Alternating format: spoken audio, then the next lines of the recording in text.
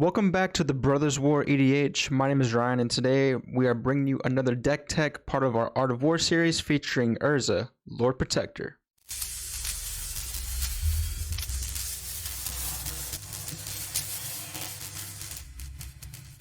So even though this set is not out, this card has been spoiled for a while, so we decided to get on top of providing a deck tech for this set in Urza himself. Urza is a 3-mana human artificer, 1 colorless, white and blue. Artifact, instant, and sorcery spells you cast cost 1 less to cast. And Urza has an activated ability. You pay 7 mana. If you both own Urza, if you both own and control Urza, Lord Protector, and an artifact named the Might Stone and the Weak Stone, exile them and meld them into Urza Planeswalker. Activate only as a sorcery. So this is Urza Planeswalker. Once during each of your turns, you may activate an additional loyalty ability of Urza Planeswalker. +2. Artifact, instant, and sorcery spells you cast this turn cost 2 less to cast. You gain 2 life. Crazy ability. +1. Draw 2 cards, then discard a card. 0. Create 2 1/1 colorless soldier artifact creature tokens. -3. Exile target non-land permanent. And -10. Artifacts and planeswalkers you control gain indestructible until the end of turn. Destroy all non-land permanents. So with this deck, we decided to go with a $500 budget, just so that we can be able to keep, $500 is still a lot, but to keep people in mind that don't want to spend the thousands of dollars on, fast mana and expensive counter magic, all that kind of stuff. So we wanted to just keep a $500 budget for this deck. And one thing that we decided going with this deck is, we wanted to incorporate not only instants and sorceries in this build, but also we wanted to include, the Might and the Weak Stone to be able to get that sweet ability off and to transform Urza, because it is a very powerful commander. A very powerful planeswalker, just insane abilities. So with that being said, let's go into the deck itself. So we want, like I said before, we wanted to use the artifact, instant, and sorcery spells cost 1 less to cast. And so we're not just going straight up artifacts. I think that would just be too easy, in my opinion. We wanted to be able to have a mixture of the three, so we made this into a control deck with a combo finish. I think that in Azorius, it's very hard to find win cons that are not outside of this realm. They're definitely out there, but to keep it something that's pretty streamlined, we decided to go with a combo finish. But basically using Urza's cost reduction to cast instant sorcery and artifacts on the cheap, to control the board, and then eventually get into our combo win. So with that being said, we'll start with our planeswalkers here. We have a couple here. Tezzeret, easy include. You can search for artifacts. You can untap mana rocks. The last ability isn't really relevant, but I figure that it would, it might come in handy at some point. You might have all your mana rocks out and turn them into 5/5 swing out. You never know. Teferi, Master of Time, and Narset, just 2 really good planeswalkers, and not that expensive. One thing about this deck that I really like is a lot of cards you think would be expensive are not that expensive. I thought Teferi was like a $40 card before today, but it's only $5.56, and being able to draw cards, phase out creatures, and then if you can get the extra two turns, that would be insane. And they also come in, you can activate them at instant speed, which is crazy, which means you get 4 times to activate this planeswalker for 4 mana. And we all know Narset, not only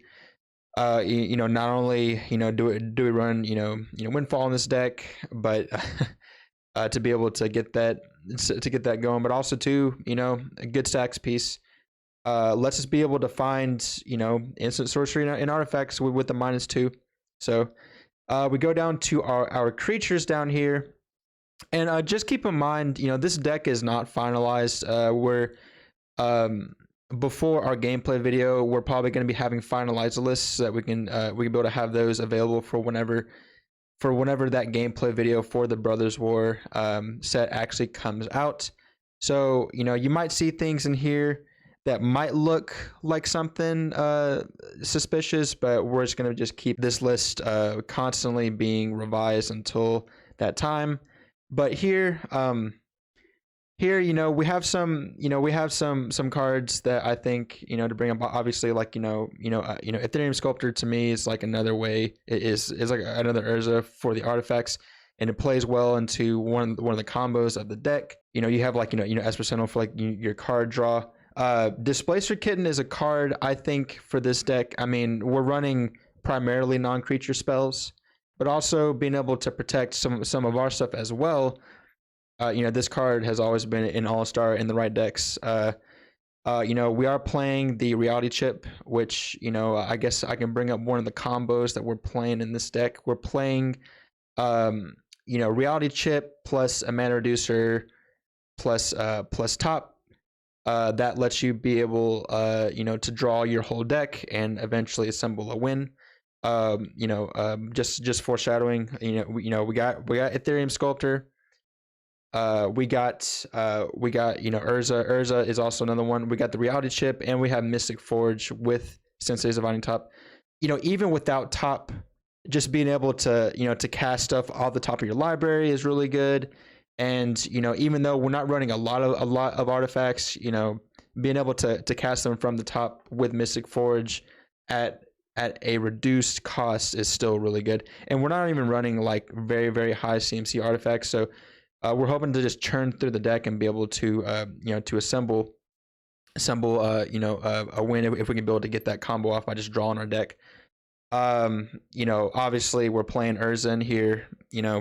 Got the artifacts to make mana, but also to Urza plus Displacer Kitten plus it is very jank, but it is a way for us to be able to win. Urza plus Displacer Kitten plus plus the top combo, and you get as many of these constructs as you can. And if you can be able to come back to your turn, you can swing out with them and win the game. But also too, we do have ways to make infinite mana in this deck. So obviously Urza's last ability will just let us be able to cast everything in our deck to win the game. So moving on from there, we're going into our sorceries. A lot of your suspects in here. Your fabricates. Ponders, preordains. Just to be able to get to tutor up specific artifacts that we need, like top or even the might and the weak stone. And some other fun stuff in here. Urza's Ruinous Blast is really funny. This could kill. This card might be cuttable in here, but we want to have some flavor. It would be a very, very funny card to be able to pull off if we can. It's like we have Urza, and we Ruinous Blast, and then just wipe the board. Easy. It might not be that good for us, but it might be fun in the deck. But regarding other board wipes in here, we got Farewell, we got Vanquish the Horde. Winds of Abandon is another card in here that's really funny. 6 mana to exile all of their creatures. But at the same time, we don't really run a lot of creatures ourselves, so it might be something that maybe we don't really need this card. And that's why I said before, there might be a time where we might revise this list, but obviously you could play some like Cyclonic Rift and stuff like that in these decks and not have to worry about cards like this. But we are sticking within a budget, and we're just trying to just just not just overpower this deck. We could, but for the sake of this $500 budget, we're not going to. Windfall. Search for Glory is also a pretty interesting card. You can be able to search for legendary cards, so planeswalkers, or in this case, like the might and the weak stone, because we do want to try to meld if we can, just for the fun of it. It's not very optimal, but it is okay. Savine's Reclamation, another interesting card in here. Like if your Urza gets killed, you can bring him back, or you can bring back any of the other 3 or less CMC cards from your graveyard to the battlefield, and then you can flash it back. So it's pretty cool. Moving on to our instance, we're playing a lot of instance in this deck. A lot of removal. Just for the sake of the control aspect. But one thing to bring up too is that with Urza's reduction, a lot of those like 3 CMC cards that or even 2 CMC that look kind of bad for their costs become, they do become better with Urza out. So a 1 mana leak, 1 mana impulse, 2 mana thirst for knowledge, a 2 mana unwind, 1 mana snap. You basically go up a mana with this one. Really, and with unwind, and a 2 mana generous gift. All of these are pretty good reduced. Dramatic reversal. It goes into win con for this deck. It is a dramatic reversal Isochron Scepter combo with like Soul Ring or some other multiple mana rocks, and you just go up a mana, you make infinite mana, and then if you have like Urza, you just cast everything in your deck and stuff like that. So we do have that in this deck, and some other outlets for the infinite mana. We have Blue Sun Zenith. You can just draw everybody out. And then we have Drown in Dreams, another kind of, it's kind of like another Blue Suns, but you can do it to like 2 people. But Blue Suns you get to shuffle back in, so you can do this on 1 person. You draw it again, and then you just keep on just killing everybody with this. So also Frantic Search, 2 mana Frantic Search is really good. So but that's really all of our stuff right here. You want to be able to just control the board, have a grip, and just respond when you can. And if you're ready to assemble your win, you can be able to do that. Enlightened Tutor is too hard to cut from this deck, even though it's showing here a price tag of $43.98. Being able to search for any artifact or one of our 3 enchantments, is pretty good. So it was hard to cut that card from this deck. Moving on to our artifacts, as we said, we're on a budget, so we're not really playing with the best of artifacts. I mean, we got Soul Ring and everything like that in here, but we try to get as many of the 2 mana ones, and then like Basalt Monolith, just like stuff like that.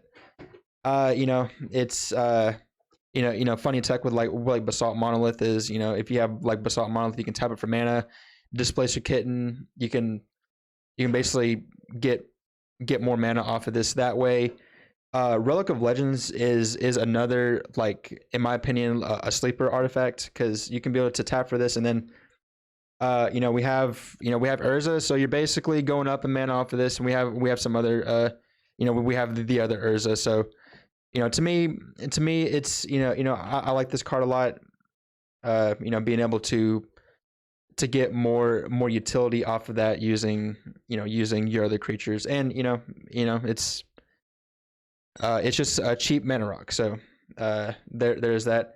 We have obviously the Might and the Weak Stone, being able to do this. A funny thing with this, also displace your kitten with this. Kill creatures, draw cards, ramp out. If let's say you don't have the Urza out and you just had the displace your kitten in this, you're killing creatures, you're drawing cards, but you can eventually meld into the Urza. The only thing is that with this card is that it does go away after you meld, so it is hard to like get it back again. We thought about doing like a clone build with this, but it didn't really look too good. So but yeah, getting your artifacts out, your Isochron Scepter with your dramatic reversal to get that infinite mana. Shurikai, also another really good artifact to be able to draw cards, and with Isochron Scepter, you can make as many pilots as you can if you wanted to, but also you're also drawing your deck, so it's also technically another outlet for creatures and for drawing cards. Our enchantments are simple. Risk 6 Smothering Tide, Mystical Mora. Going down to our lands, being a budget deck, it's hard to find a lot of lands, so we decided to keep it very, very simple. Hollow Fountain, Iganjo, Otawara, just being able to get to get, I mean, these lands right here are just, the channel lands are just always really good. I did include Ancient Den and Seat of the Synod in here because we are running Trinket Mage. So not only can we find top with this, but we can also find, those lands in case we need them. So it's like, that's pretty, in my opinion, it's almost like you're just like finding extra value out of those cards. So but yeah, that is this deck. And just to go back to kind of like, the combos in this deck, we're playing, the Reality Chip plus Urza or Ethereum Sculptor plus sorry. So we're playing Reality Chip or Mystic Forge with Urza or Ethereum Sculptor with Sensei's Divining Top to be able to to draw our deck. And basically the way that works, if you didn't know, is Sensei's Divining Top costs 1 mana. So what happened is with Urza or Ethereum Sculptor, it would make it 0 mana.